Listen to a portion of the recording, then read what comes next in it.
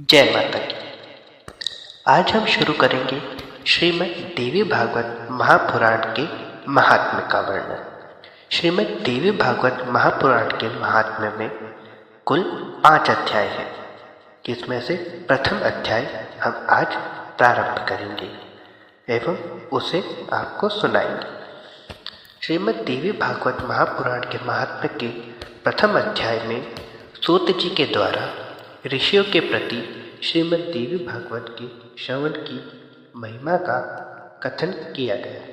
तो आइए जानते हैं उसके बारे में। जगत के सृष्टि कार्य में जो उत्पत्ति रूपा रक्षा कार्य में, पालन शक्ति रूपा संहार कार्य में रौद्र रूपा है, संपूर्ण विश्व प्रपंच जिनके लिए क्रीड़ा स्वरूप है, जो परापश्यंती मध्यमा तथा वैखरी वाणी में अभिव्यक्त होती है और जो ब्रह्मा विष्णु महेश द्वारा निरंतर आराधित है, वे प्रसन्नचित्त वाली देवी भगवती मेरी वाणी को अलंकृत करें।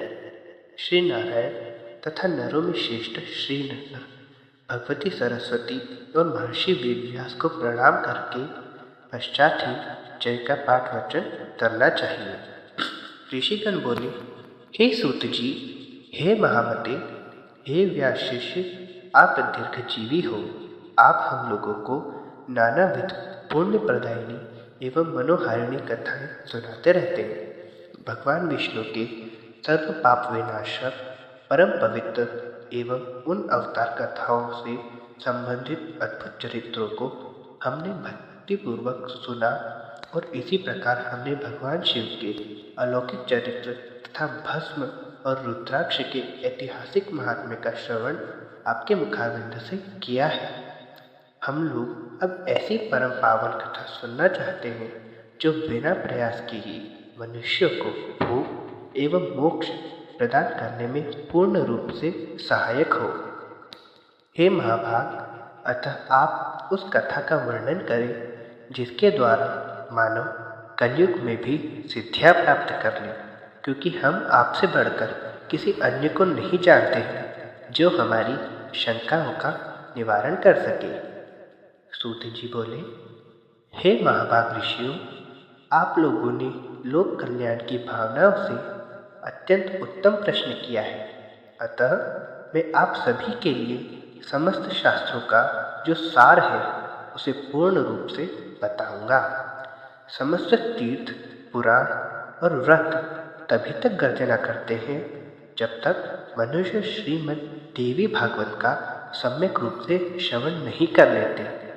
मनुष्यों के लिए पाप रूपी अरण्य तभी तक दुखप्रद है एवं कंटकमय रहता है जब तक श्रीमद् देवी भागवत रूपी परशु उपलब्ध नहीं हो जाता। मनुष्यों को उपसर्ग रूपी घोर अंधकार तभी तक कष्ट पहुंचाता है जब तक श्रीमद् देवी भागवत रूपी सूर्य उनके सम्मुख उदित नहीं हो जाते। ऋषिगण बोले, हे वक्ताओं में श्रेष्ठ महाभाग सूत जी, आप हमें बताएं कि वह श्रीमद् देवी भागवत पुराण कैसा है और उसके श्रवण की विधि क्या है। उस पुराण को कितने दिनों में सुनना चाहिए। पूजन विधान क्या है। प्राचीन काल में किन किन मनुष्यों ने इसे सुना और उनकी कौन कौन सी कामनाएं पूर्ण हुई हैं। सूत जी बोले, प्राचीन काल में पराशर ऋषि द्वारा सत्यवती के गर्भ से विष्णु के अंश स्वरूप मुनि व्यास उत्पन्न हुए, जिन्होंने वेदों का 4 विभाग करके उन्हें अपने शिष्यों को पढ़ाया। पतितों, ब्राह्मण धवों, वेद ध्यान के अनधिकारियों, स्त्रियों एवं दूषित बुद्धि वाले मनुष्य को धर्म का ज्ञान कैसे हो। मन में ऐसा विचार करके भगवान बादरायण व्यास जी ने उनके धर्म ज्ञानार्थ पुराण संहिता का प्रणयन किया। उन भगवान व्यास मुनि ने 18 पुराणों एवं महाभारत का प्रणयन करके सर्वप्रथम मुझे ही पढ़ाया। उन पुराणों में श्रीमद् देवी भागवत महापुराण भोग एवं मोक्ष को देने वाला है। व्यास जी ने राजा जन्मेजय को यह पुराण स्वयं सुनाया था। पूर्व काल में इन जन्मेजय के पिता राजा परीक्षित तक्षक नाग द्वारा काट लिए गए। अतः पिता की संशुद्धि के लिए राजा तीनों लोकों की जननी देवी भगवती का विधिवत पूजन अर्चन करके 9 दिनों तक व्यास जी के मुखारविंद से इस श्रीमद् देवी भागवत महापुराण का श्रवण किया। इस नवान यज्ञ के संपूर्ण हो जाने पर राजा परीक्षित ने उसी समय दिव्य रूप धारण करके देवी का स्वलोक प्राप्त किया। राजा जन्मेजय अपने पिता की दिव्य गति देखकर और महर्षि वेदव्यास की विधिवत पूजा करके परम प्रसन्न हुए। सभी 18 पुराणों में यह श्रीमद् देवी भागवत महापुराण सर्वश्रेष्ठ है और धर्म, अर्थ तथा काम और मोक्ष को प्रदान करने वाला है। जो लोग सदा भक्ति श्रद्धा पूर्वक श्रीमद् देवी भागवत की कथा सुनते हैं उन्हें सिद्धि प्राप्त होने में रंच मात्र भी विलंब नहीं होता। इसलिए मनुष्य को इस पुराण का सदा पठन श्रवण करना चाहिए। पूरे दिन के आधे समय तक, चौथाई समय तक, मुहूर्त भर अथवा एक क्षण भी जो लोग भक्ति पूर्वक इसका श्रवण करते हैं उनकी कभी भी दुर्गति नहीं होती। मनुष्य सभी यज्ञों, तीर्थों तथा दान आदि शुभ कर्मों का जो फल प्राप्त करता है वही फल उसे केवल एक बार श्रीमद् देवी भागवत पुराण के श्रवण से सहज ही प्राप्त हो जाता है। सतयुग अथवा युगों में तो अनेक प्रकार के धर्मों का विधान था, किंतु कलयुग में पुराण श्रवण के अतिरिक्त मनुष्यों के लिए अन्य कोई सरल धर्म विहित नहीं है। कलयुग में धर्म एवं सदाचार से रहित तथा अल्प आयु वाले मनुष्यों के कल्याणार्थ महर्षि वेदव्यास ने अमृत समय श्रीमद् देवी भागवत नामक पुराण की रचना की। अमृत के पान से तो केवल एक ही मनुष्य अजर अमर होता है, किंतु भगवती का कथारूप अमृत संपूर्ण कुल को ही अजर अमर बना देता है। श्रीमद् देवी भागवत के कथा श्रवण में महीनों तक दिनों का कोई भी नियम नहीं है, अतएव मानवों द्वारा इसका सदा ही सेवन किया जाना चाहिए। अश्विन, चैत, माघ तथा आषाढ़ इन महीनों के चारों नवरात्रों में इस पुराण का श्रवण विशेष फल प्रदान करता है। अतएव श्रीमद् देवी भागवत का यह नवाह यज्ञ समस्त पुण्य कर्मों से अधिक फलदायक होने के कारण मनुष्यों के लिए विशेष पुण्यपद कहा गया है। जो कलुषित हृदय वाले, पापी, मूर्ख, मित्रद्रोही, वेदों की निंदा करने वाले, हिंसा में रत और नास्तिक मार्ग का अनुसरण करने वाले मनुष्य हैं, वे भी कलयुग में इस नवाह यज्ञ के अनुष्ठान से पवित्र हो जाते हैं। जो मनुष्य दूसरों के धन तथा पराई स्त्री के लिए ललायित रहते हैं, पाप के बोझ से दबे हुए हैं और गो ब्राह्मण देवताओं की भक्ति से रहित हैं, वे भी इस नवाह यज्ञ से शुद्ध हो जाते हैं। जो फल कठिन तपस्याओं, व्रतों, तीर्थ सेवन, अनेक विधान, नियमों, यज्ञों, हवन एवं जप आदि के करने से प्राप्त नहीं होता, वह फल मनुष्य को श्रीमद् देवी भागवत के नवाह यज्ञ से प्राप्त हो जाता है।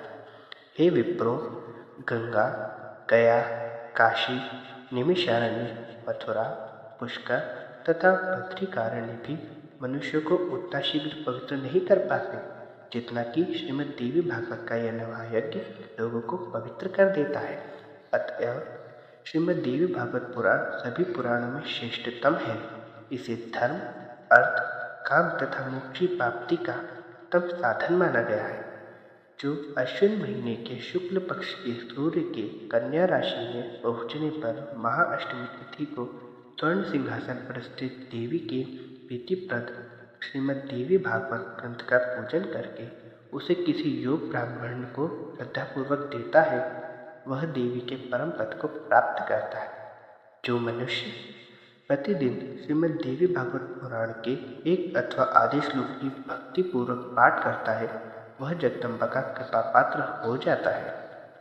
महामारी से उत्पन्न उपद्रवों के भीषण भय तथा समस्त प्रकार के उत्पात इस श्रीमद् देवी भागवत पुराण के श्रवण मात्र से विनष्ट हो जाते हैं।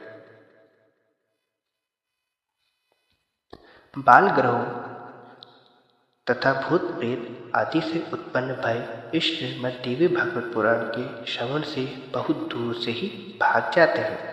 जो व्यक्ति भक्ति भाव से देवी के इस भागवत पुराण का पाठ अथवा श्रवण करता है वह धन, अर्थ, काम और मोक्ष प्राप्त कर लेता है।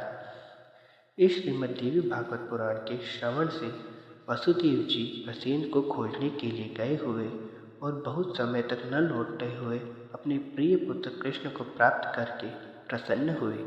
जो मनुष्य भक्तिपूर्वक इस श्रीमद् देवी भागवत पुराण की कथा को पढ़ता है तथा इसका श्रवण करता है वह भोग तथा मोक्ष दोनों प्राप्त कर लेता है। अमृत स्वरूप इस श्रीमद् देवी भागवत के श्रवण से पुत्रहीन मनुष्य पुत्रवान हो जाता है, दरिद्र व्यक्ति धन से संपन्न हो जाता है तथा रोगग्रस्त मनुष्य रोग से मुक्त हो जाता है। वंध्य स्त्री एक संतान वाली स्त्री तथा वह स्त्री जिसकी संतान पैदा होकर मर जाती है वे भी श्रीमद् देवी भागवत पुराण सुनकर दीर्घ आयु वाला पुत्र प्राप्त करती है। जिस घर में नित्य श्रीमद् देवी भागवत पुराण का पूजन किया जाता है वह घर तीर्थ स्वरूप हो जाता है तथा उसमें निवास करने वाले लोगों के पापों का नाश हो जाता है। जो मनुष्य अष्टमी, नवमी तथा चतुर्दशी तिथियों को श्रद्धापूर्वक इसे पढ़ता या सुनता है वह परम सिद्धि को प्राप्त करता है। इस श्रीमद् देवी भागवत पुराण का पाठ करने वाला ब्राह्मण वेद वक्ताओं में अग्रगण्य हो जाता है, क्षत्रिय राजा हो जाता है, वैश्य धन संपदा से संपन्न हो जाता है और शूद्र भी इसके श्रवण मात्र से अपने कुल की भी श्रेष्ठता प्राप्त कर लेता है। धन्यवाद। जय माता दी।